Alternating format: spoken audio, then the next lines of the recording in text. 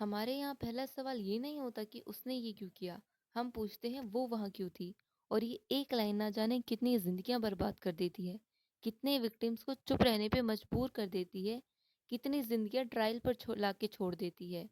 कितने विक्टिम्स हैं जो इस डर से कुछ बोल ही नहीं पाते, और अगर कोई हिम्मत कर भी दे तो उससे ये सोसाइटी ऐसे सवालों में घेर लेती है जैसे वो खुद एक क्रिमिनल हो। और यही तो है victim blaming. And victim blaming does not protect society. It is a free PR for the criminals. Victim blaming तब होती है जब हम सामने वाले के दर्द को जस्टिफाई करते हैं, उसी इंसान से सवाल करते रहते हैं, उसकी दर्द को छोटा बताते हैं ताकि सोसाइटी को कभी अनकंफर्टेबल फील ही ना हो। क्योंकि जो पेट्रियार्की है वो इतनी ज़्यादा डीप रूटेड है कि सिस्टम में लोगों को सिर्फ वुमेन को ही क्वेश्चन करना इजी लगता है। और अगर किसी मैन के साथ कुछ गलत होता है तो उसके दर्द को मजाक बना देते हैं, उस पर रील्स बनाते हैं, कॉमेडी स्किट्स बनाते हैं। और रही बात वुमेन की, तो उसके लिए तो सवालों की पूरी लाइन तैयार रहती है। जैसे वो इतनी रात को बाहर क्यों थी, उसने उस पर भरोसा क्यों किया, शरीफ घर की होती तो ये नहीं होता, उसने फाइट बैक क्यों नहीं किया, उसने ऐसे कपड़े क्यों पहने थे, वो क्यों हंसकर बात कर रही थी। इन सब में कुछ नोटिस किया तुमने? ये सारे सवाल सिर्फ विक्टिम के लिए थे। और ये ऐसे लोग हैं, ये कभी नहीं बोलते, ये कभी नहीं पूछते कि उसने ये क्यों किया। अगर वो शरीफ घर का होता तो ये सब नहीं करता। उसने उसका भरोसे का फायदा क्यों उठाया, उससे खुद पर सेल्फ कंट्रोल क्यों नहीं था। और वैसे भी अगर सिर्फ बात कपड़ों की है ना यार, तो एज अ वुमेन मैं बता सकती हूँ कि कुछ भी पहन लो, साड़ी सूट या जीन्स, कुछ भी, जिन्हें घूरना होता है वो घूरते ही हैं, जिन्हें हैरेस करना होता है वो करते ही हैं। इससे कपड़ों का कुछ लेना देना है ही नहीं। और वैसे भी इंडिया कोई पहली कंट्री नहीं है जहाँ पे लड़कियां शॉर्ट ड्रेस पहनती हैं। बहुत सी ऐसी कंट्रीज हैं जहाँ लड़कियां शॉर्ट ड्रेस पहनती हैं, कभी भी बाहर जाती हैं, but still they are safe. अगर यहाँ पर कोई आके बोलता है कि उनका तो कल्चर ही ऐसा है, तो उनका क्या है, उनका कल्चर कि लड़कियां कैसे भी कपड़े पहने कभी भी बाहर जाएं, दे आर सेफ। और फिर आती है द मोस्ट फेमस लाइन, लोग क्या कहेंगे। फॉर एग्जाम्पल, अगर कोई भी वुमेन है, अगर वो किसी अब्यूजिव मैरिज में है तो उससे उम्मीद करते हैं कि वो उसे अपनी किस्मत समझे और झेलती रहे।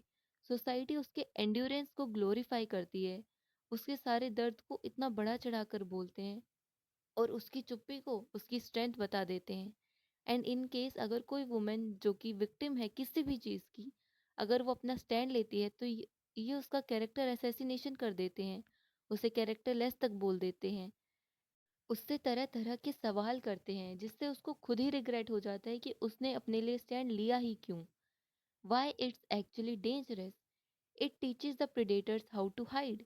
जब हम विक्टिम को ब्लेम करते हैं तो उससे क्राइम रुकता नहीं है, बल्कि क्राइम करने वाले और ज़्यादा स्मार्ट हो जाते हैं।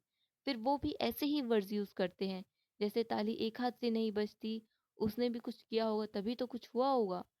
It rewires survivors brain.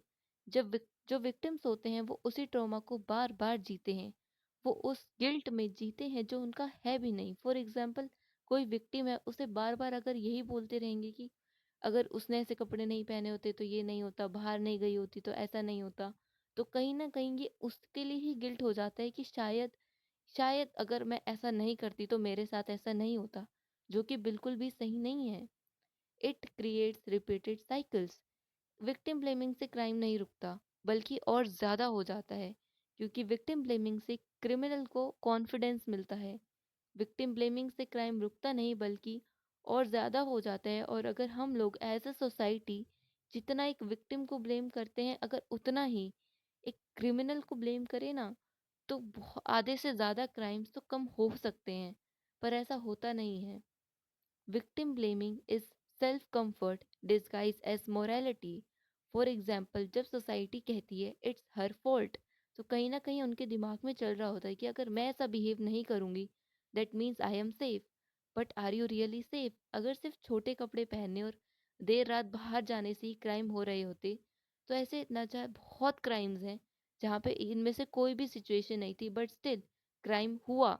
और डेली बेसिस पे भी बहुत से वुमेन्स हैं जो हैरेसमेंट फेस करती है, इवन इन पब्लिक प्लेसेस, जहाँ पे कपड़े तो कभी इशू होते भी नहीं है, फिर भी उनके साथ हैरेसमेंट होती है। और काफ़ी ऐसे डिस्गस्टिंग केसेस भी आते हैं जहाँ पे कपड़े, प्लेस और रात का टाइम तो बिल्कुल नहीं होता, फिर भी क्राइम होता है। Most people do not victim blame क्योंकि वो इविल होते हैं। वो इसलिए करते हैं क्योंकि उन्हें एक सेंस ऑफ कंफर्ट मिलता है। वही कि अगर हम ऐसा नहीं करें तो हम सेफ हैं, पर ऐसा नहीं है। व्हाट एक्चुअली हेल्प्स, हमें हमारे बिहेवियर और मेंटालिटी को बदलना होगा, क्योंकि जब तक हम हमारी मेंटालिटी को नहीं बदलेंगे, जब तक हम आउटसाइड वर्ल्ड में कोई चेंज नहीं ला सकते। हमें ये पूछने की बजाय कि वो वहाँ क्यों थी, हमें पूछना होगा कि उसने ऐसा क्यों किया। तुरंत ऐसे विक्टिम ब्लेमिंग कमेंट्स को शट डाउन करना होगा, फिर चाहे वो तुम्हारी अपनी फैमिली में ही क्यों ना हो रहे हों, तुम्हारे फ्रेंड्स ही क्यों ना बोल रहे हों। Stop advising silence as peace, हमेशा चुप रहना शांति नहीं होता है। कोई इंसान वैसे ही बहुत कुछ टॉलरेट कर रहा है और तुम उससे कह रहे हो कि तुम ये सब सहती रहो क्योंकि तुम्हारी किस्मत थी ये। Seriously, praise the victim for their braveness and do not bother them again. हमें विक्टिम्स को उनके लिए स्टैंड लेने के लिए उन्हें प्रेज करना होगा, ना कि उन्हीं पे क्वेश्चन डालने होंगे। इसी से तो बाकी और विक्टिम्स को हौसला मिलेगा अपने लिए खड़े होने का। नहीं तो ऐसे ही अनरिपोर्टेड केस जो ऑलरेडी बहुत ज़्यादा हैं, वो ज़्यादा ही होते रहेंगे, कभी कम ही नहीं होंगे। लास्ट, हमें लोग क्या कहेंगे इसको जस्टिस से ऊपर रखना बंद करना होगा। हमें विक्टिम्स को समझने की ज़रूरत नहीं है।